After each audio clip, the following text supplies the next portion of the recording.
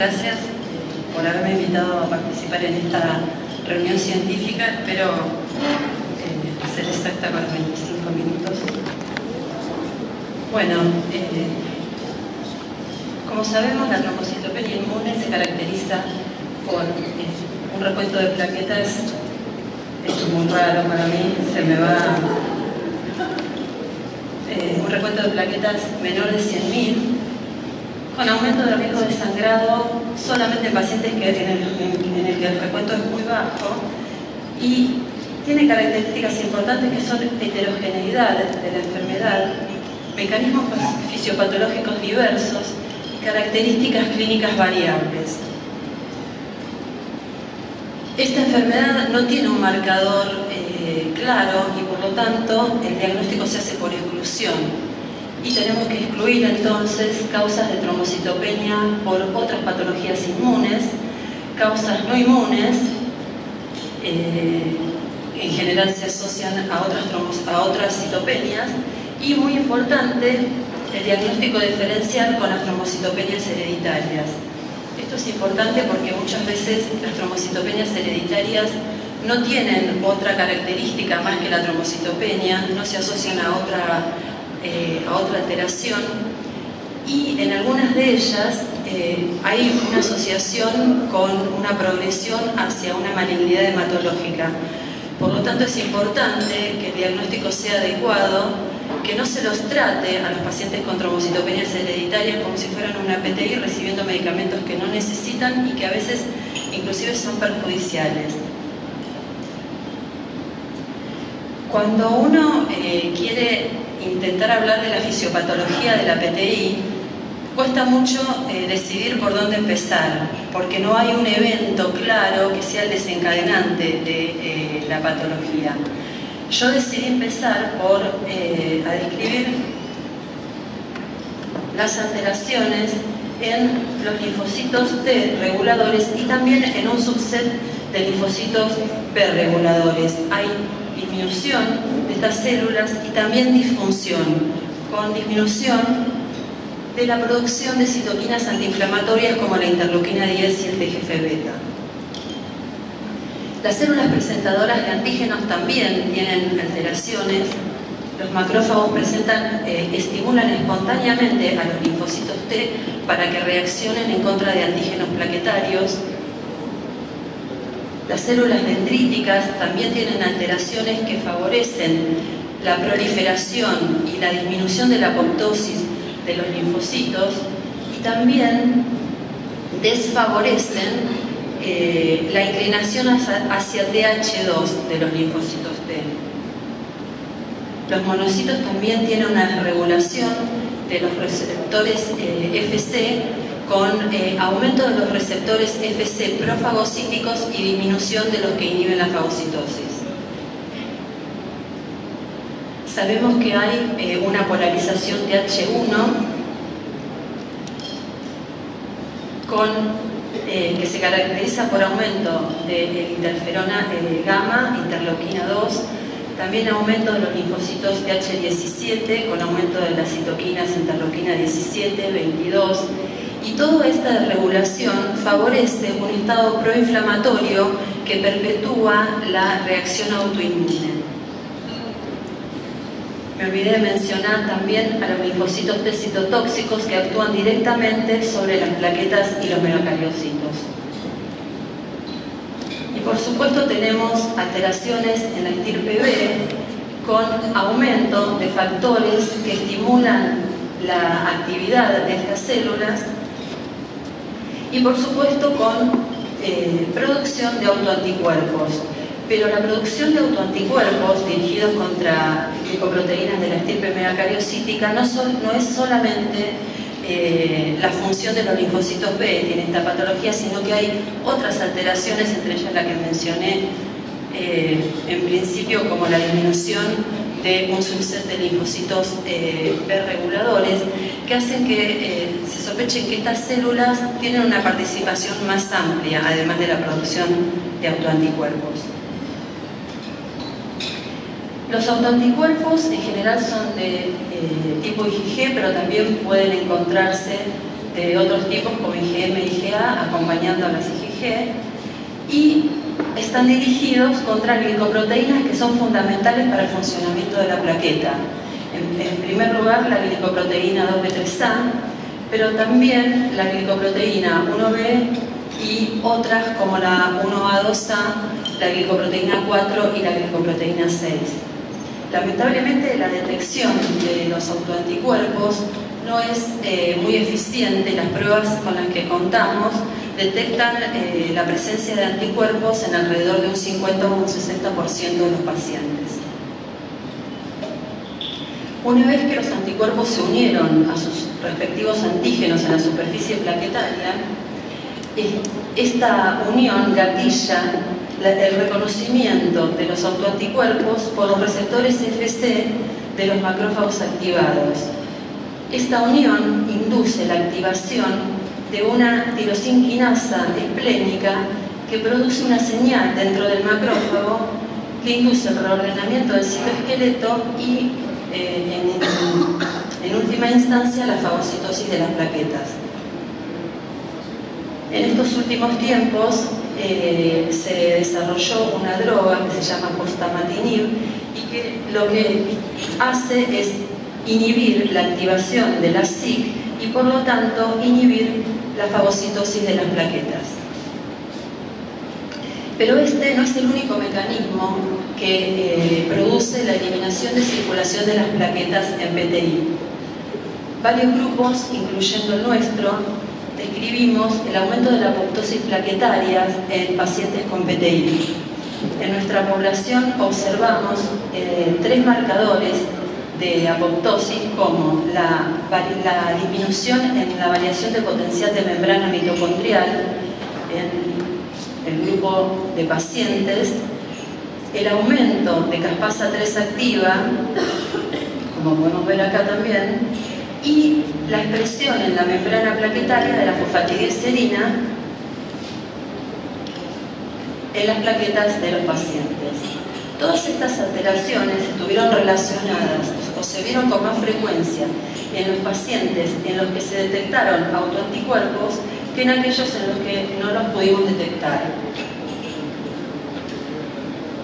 Una vez que las plaquetas entran en apoptosis, estas señales son reconocidas por receptores scavenger de los macrófagos que fagocitan a las plaquetas.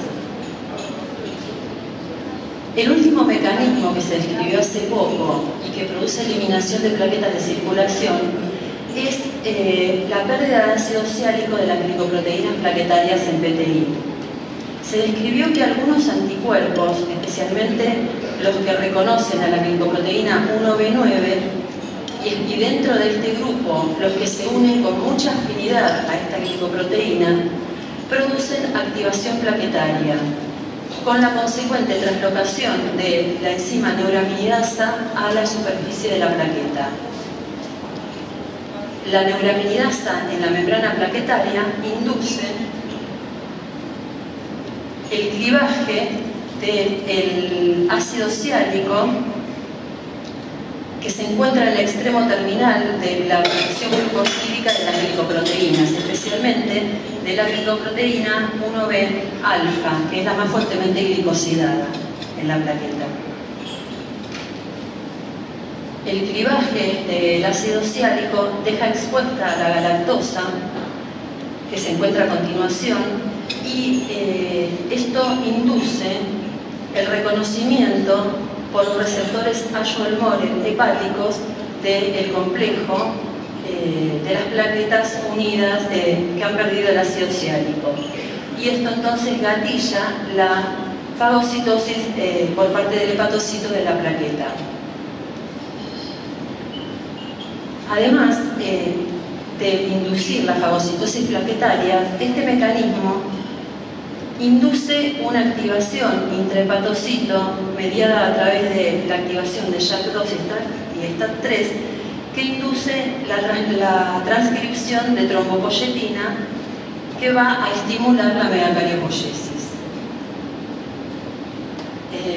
Muy recientemente se acaba de describir otro mecanismo por el cual se produce también la activación de la transcripción de la trombopoyetina, y es a través del reconocimiento del fragmento extracelular N-terminal de la glicoproteína 1B9 por los hepatocitos.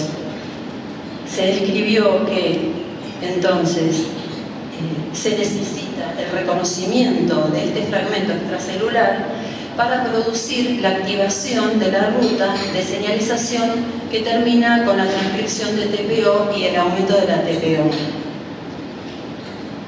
Y además que algunos autoanticuerpos dirigidos contra la glicoproteína 1B que se unen a este fragmento N-terminal podrían bloquear este reconocimiento y por lo tanto no impedir el aumento de la trombopoyetina.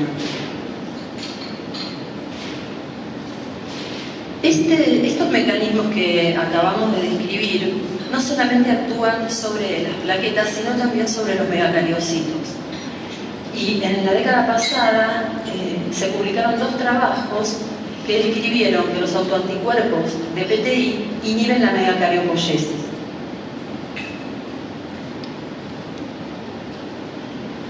En un trabajo que publicamos en el 2014, nuestro grupo describió que los plasmas de PTI, los autoanticuerpos de PTI, producen también inhibición de la trombopoyesis, que es la etapa final en la que los megacariocitos maduros producen proplaquetas y liberan estas plaquetas a circulación.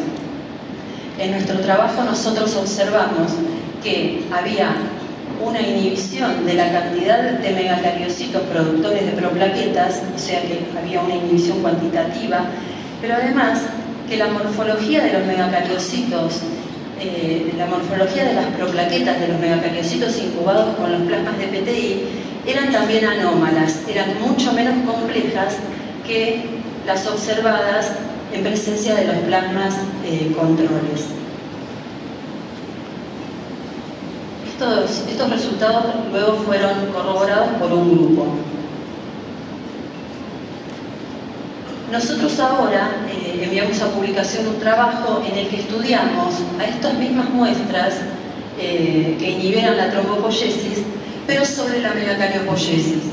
Y sorprendentemente para nosotros encontramos que no había inhibición de la megacariopoyesis, como podemos ver aquí, y que inclusive algunas de las muestras de estos pacientes producían aumento de un marcador de madurez de megacariocitos, como es el CD42B. Estas mismas muestras, sin embargo, produjeron inhibición de la trombopoyesis. Esto sugiere que la inhibición de la trombopoyesis es más importante y fundamental que la de la megacariopoyesis en estos pacientes. Y también podría explicar la falla en el tratamiento frente a miméticos de trombopoyetina en algunos pacientes, ya que la inhibición de la trombopoyesis haría que las plaquetas no se pudieran producir a pesar de que la megacariopoyesis esté aumentada. Como ya sabemos, la trombopoyetina y los miméticos de trombopoyetina ejercen su efecto sobre la megacariopoyesis, pero no tienen acción sobre la trombopoyesis.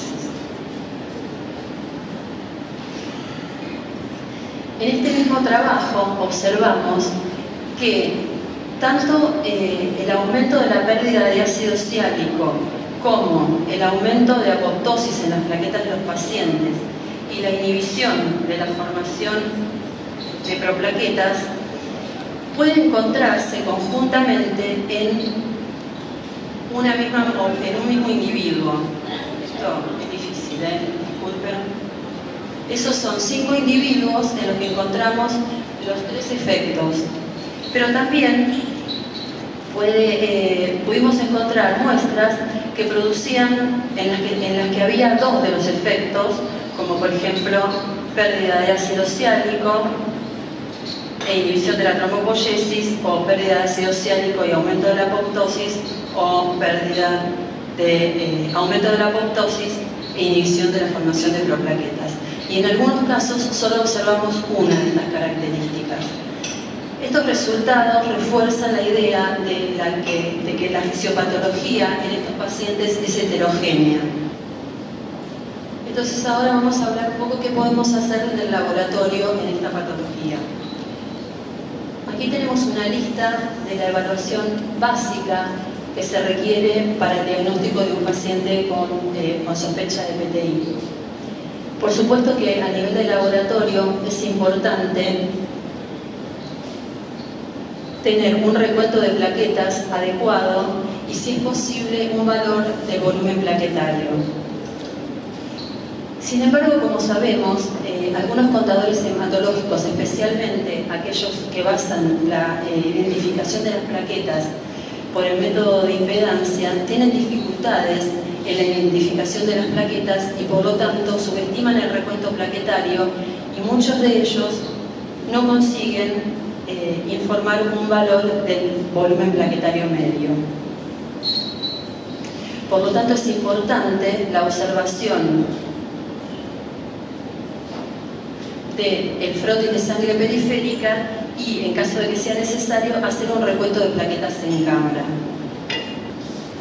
El grupo del Dr. Balduini ideó una forma de medir el tamaño plaquetario mediante el diámetro plaquetario medio, que es una determinación que es un poco, digamos, se requiere un tiempo para realizarla y un operador adiestrado, por lo tanto no es factible en un laboratorio de rutina, pero ellos encontraron que mediante esta variable había diferencias significativas en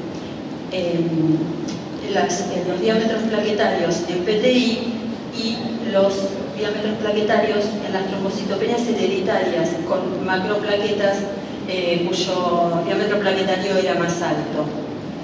Como podemos ver acá, ahí está, esos puntos rojos son los que corresponden a los pacientes con un desorden relacionado con la mutación del MYH9, en donde las plaquetas, el tamaño de las plaquetas está muy aumentado, y esos son los que más difieren el diámetro plaquetario medio con el BPM que obtenemos del contador. Entonces, como dije, es importantísima la observación del frotis de sangre periférica y, si es posible, la realización de varios extendidos en caso de que necesitemos realizar estudios posteriores. Además de observar las plaquetas, obviamente tenemos que revisar la serie roja y los leucocitos, en este caso en busca de cuerpos de Dole que son sugestivos de un desorden relacionado con la mutación del gen MYH9, y frotis extendidos de frotis de sangre periférica nos van a servir para luego confirmar esto por una inmunofluorescencia de la cadena pesada de la miosina. También es importante que observemos la coloración de las plaquetas, ya que plaquetas hipocoloreadas nos pueden orientar hacia el diagnóstico de síndrome de plaquetas grises, y luego necesitamos la confirmación de esta patología, por lo menos realizando una inmunofluorescencia de trombospondina para identificar el número de gránulos contenidos en las plaquetas, de gránulos alfa. Un test de utilidad incierta para esta patología, pero que puede darnos alguna información, es la determinación de plaquetas reticuladas y también la fracción de plaquetas inmaduras que podemos obtener en algunos aparatos automatizados. Las plaquetas reticuladas se determinan utilizando el colorante naranja de tiazol y luego el análisis de citometría de flujo. Y lo que nos muestran es justamente la fracción de plaquetas que tiene alto contenido de RNA. Este es un ejemplo de un paciente con PTI para la determinación de plaquetas reticuladas. Sin embargo, este test no es categórico para pacientes con PTI, ya que podemos tener aumento de plaquetas reticuladas que no sea por una trombocitopenia inmune, por ejemplo, en otras entidades, y que no tenga un aumento de las plaquetas reticuladas no es excluyente de una PTI. Ya que, por ejemplo, si la fisiopatología está inclinada hacia la inhibición de la producción, no vamos a tener aumento en esta variable. Otros de los test que suelen utilizarse o que se han utilizado son la determinación de inmunoglobulinas asociadas a plaqueta y la determinación también de anticuerpos específicos contra las glicoproteínas plaquetarias. En el caso de la determinación de inmunoglobulinas asociadas a plaquetas, en la actualidad se utiliza la técnica de citometría de flujo, utilizando un anticuerpo dirigido contra inmunoglobulina G o inmunoglobulina M, marcado con un fluorocromo.